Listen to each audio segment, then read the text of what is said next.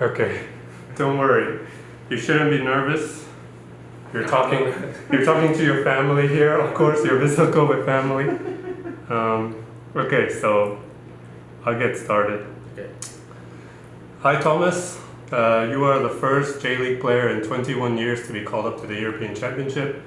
The last player was Stojkovic of Serbia, so congratulations. Thank you very much. Thank you. So we want to get right to it with your national team career a little bit.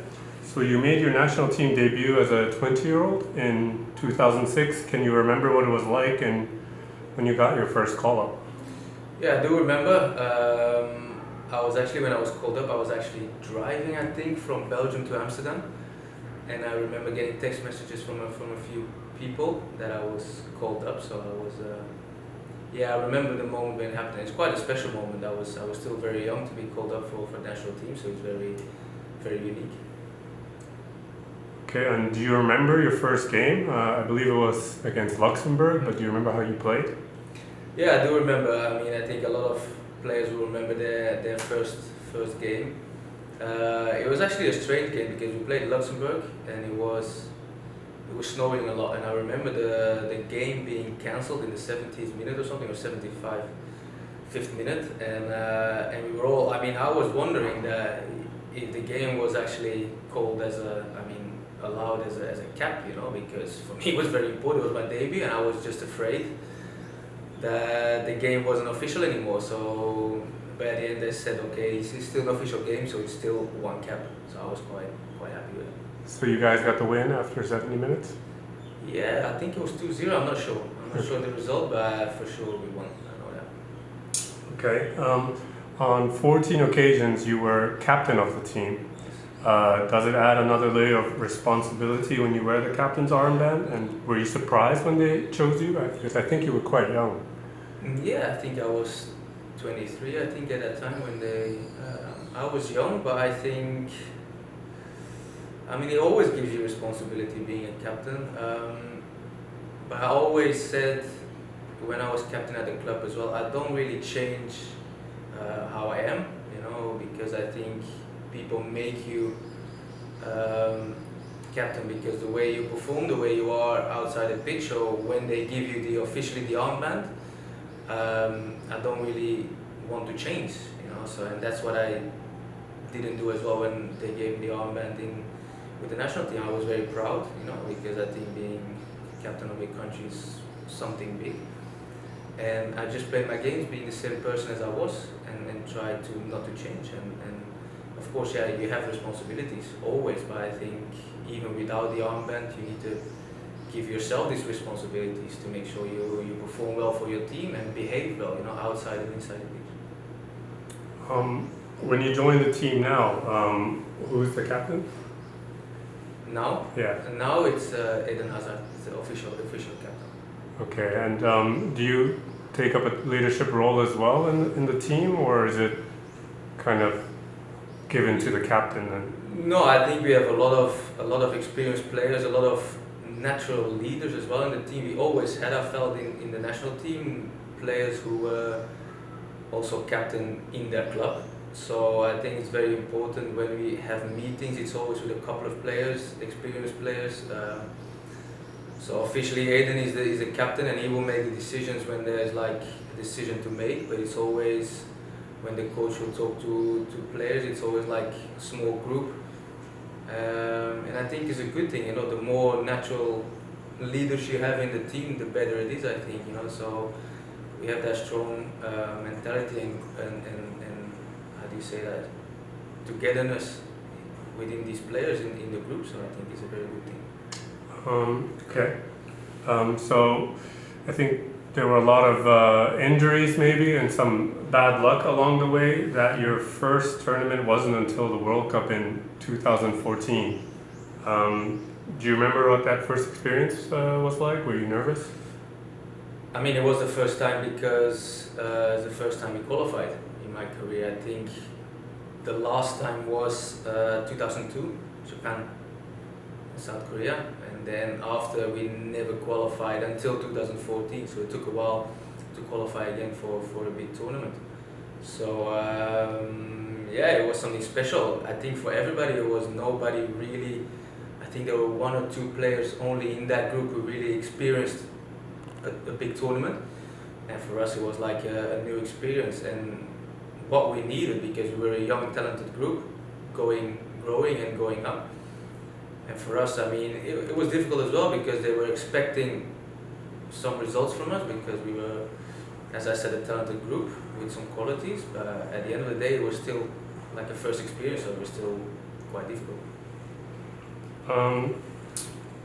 Going on to a year later in 2015, you actually played in a friendly match against Japan. And your current teammates, Hotaru Yamaguchi and Gotoku Sakai, were on the pitch that day as well. Do you remember that game, and what kind of impression did you get of Japanese footballers? I played actually, I think, a couple of times against Japan. I think, if I'm right, if I'm correct, I think I played 4 times against Japan. And actually, that game is the least I have experiences of. I do remember we lost that game, if I'm right, and we played at home. So it's difficult to remember that game. I do remember very well a game I played in 2009 against Japan. In Japan, we lost 4-0, way too strong, and then, of course, 2017 a friendly, and then the World Cup. What my impression was, I think, what everybody has. I mean, the players of Japan are technically very well gifted, very agile, always a tough opponent. If you look at the results we had against Japan, always a difficult game. Even if you won, it was always very tricky because they're always a handful, Japanese players. As I said, because of the qualities they have. They keep running, very quick, sometimes very difficult to beat. So yeah, that was my impression I had from the Japanese players. Now that you're teammates with Hotaru and Gotoku, do you kind of see them as being the standouts, or why they were selected by the Japanese national team for so long? I mean, yes, you can see their qualities, and they still bring that to Vissel Kobe. They're experienced players now as well, with amazing qualities. Both played in Europe. I think Gotoku a bit longer than Hotaru, but I think they're both very important players for us because you can see the qualities they show day in, day out with our team in training, within the games. You understand why they were in the national team for a long time. And I think they can still play for the national team. Jumping to 2018 now, in the World Cup, Japan faced Belgium in the round of 16. After Japan took a 2-0 lead, Belgium famously came back to win with the last kick of the game. It was 3-2 in the end.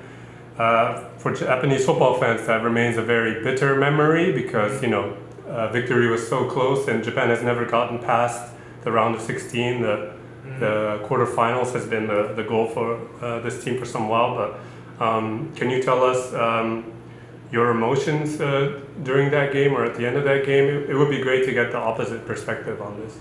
Yeah, it was a crazy game. I can understand that for the Japanese players or the nation, it was very difficult to swallow that defeat. I mean, I remember I didn't play that game, I was on the bench. I remember sitting on the bench going 2-0 down, and I was like, wow, this is difficult to come back from. And I think it was a strange goal from Vertonghen, I think, like a header you never see, and that got us back in the game. And I think there was still a long, maybe half an hour, I don't know, to play, and still gave us a chance to come back to 2-2, and we did that. And in the end, I think we scored an amazing goal, which is one of our strengths, doing the counter-attack. I think Japan was going forward in a corner or a free kick, I'm not sure, and we did an amazing counter-attack and scored a 3-2. And for us, it was like an amazing game to win. But I can assure you that within the game we were like, this is tricky, So and eventually, yeah, we believed, and you could see that still happen in the team, that we had the belief to win, and at the end we did it. I think you guys used your height advantage. Yeah, I mean we have big players like tall in the team, and yeah, that's one of our strengths too, and yeah, that is sometimes that comes out in the games. Yeah, Fellaini scored the equalizer with his head, and Yes. I think he was about 2 heads taller than every Japanese player. So Yeah, and he's very strong. Not only with his head, but also with his feet. But yeah, that's why we won. Did your past meetings with the Japanese national team influence your decision to join Vissel Kobe in any way? I wouldn't say it really influenced my choice. I mean, he gave me some image of the Japanese league, the Japanese players, but I think all across the world people know what the Japanese players are like. What I said before, very agile, very quick, technically we're very well gifted. So I knew what I could expect coming here to Japan. Still coming into a competitive league where I still have to make sure I perform well, and that's something that attracted me as well. Okay, I want to shift a bit of the focus now to this summer's tournament. So, according to the current FIFA rankings, Belgium is ranked #1 in the world. Does that make Belgium the favorites to win the tournament? I think people look at us like a country that can win it, has a chance to win it. But I think there are more strong teams. I'm not going to hide that we have the ambition as a nation to win it. Of course, we go there to win the tournament, and I don't think you have to hide it. But I think we're one of the countries who can win it. If you look at the other strong teams, I'm looking at France, I'm looking at England, Germany, Italy, Holland.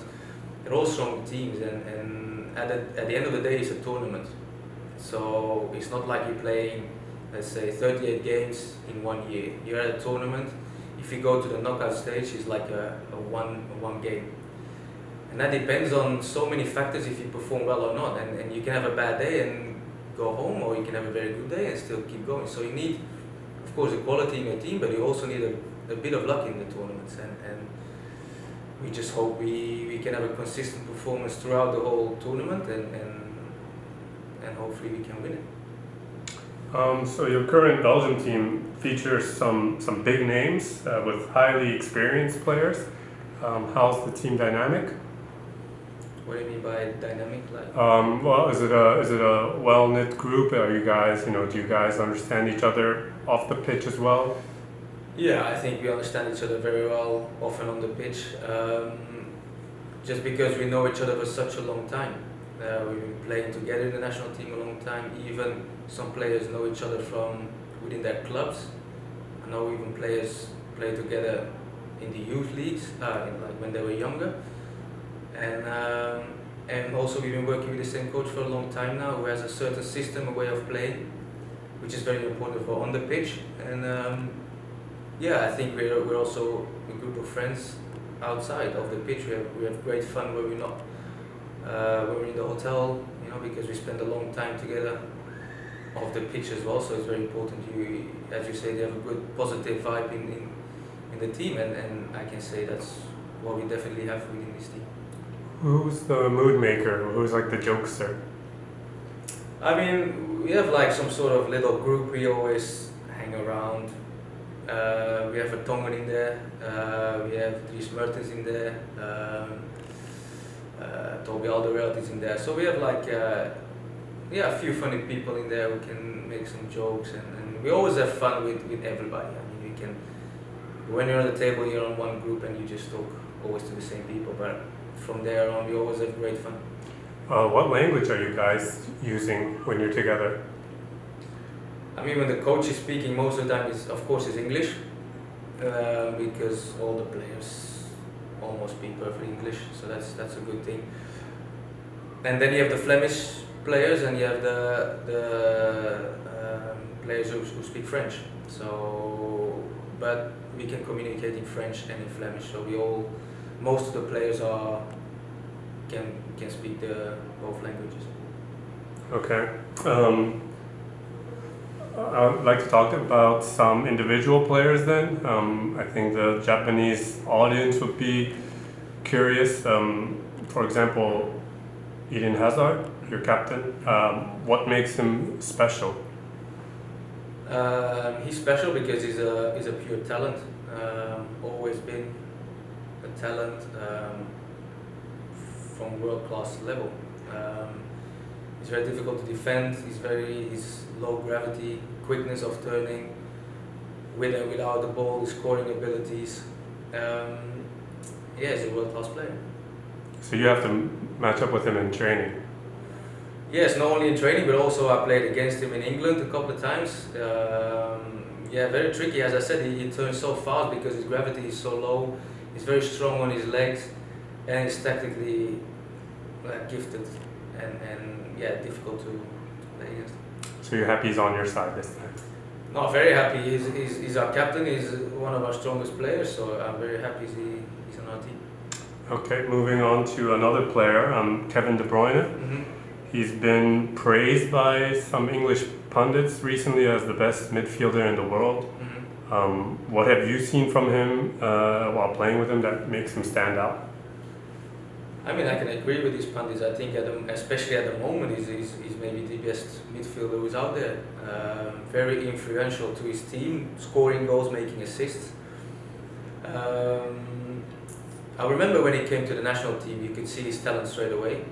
And then he grew to a very important player for not only for national team but also for a very big club in Europe, Manchester City, and he just performs consistently in every game, in very big games as well. He's very relaxed on the pitch. He doesn't feel any pressure, and his qualities are great vision with his passing, also scoring goals, shooting on goal.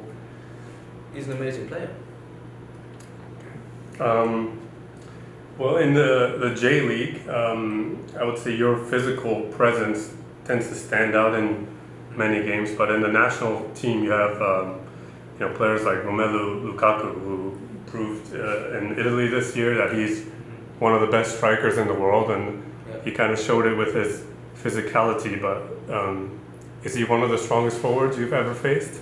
Yes, he's very strong physically, and I mean, I've faced a few very strong strikers in my career, and one of them is also his example. Is Didier Drogba, and they're very similar in strength. You know, their physical strength to hold the ball, very difficult to mark. Also very fast. You know, he's a tall guy. You know, I think he's close to 100 kilos as well, but he's so fast. And also his finishing is top class. So it's for me, especially this year as well, making Inter champion. He's a world class striker. How do you think he would do in the J.League? I think he'll do very well. I think he will score some goals here. So from all your Belgian national teammates, if you could bring one to Japan, who would you select? Wow, it's very difficult. I think in the moment of form they're in now, I think you will have to choose between Kevin De Bruyne and Lukaku. I think the way they perform for their clubs at the moment, it would be one of those two. Okay. Kind of shift a little bit to Vissel Kobe again. Okay. Just a few last questions. So, the supporters of Vissel Kobe are very proud to have you represent the club at the Euros. Do you think your presence can shift the notion that European players move to clubs in Asia to retire? I mean, it could be. I hope to have like a positive influence on European players in general. You know, to show them like you can still, even if you play in Asia, you can still be called up for a national team, still go to big tournaments. So I hope I can bring a positive influence to other players.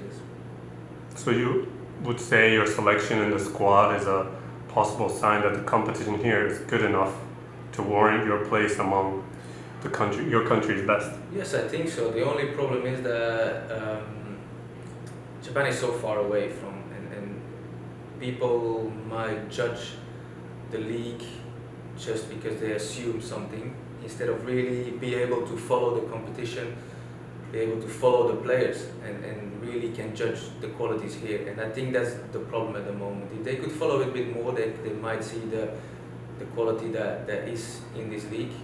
Of course, there's also things that can be better in this league, for sure.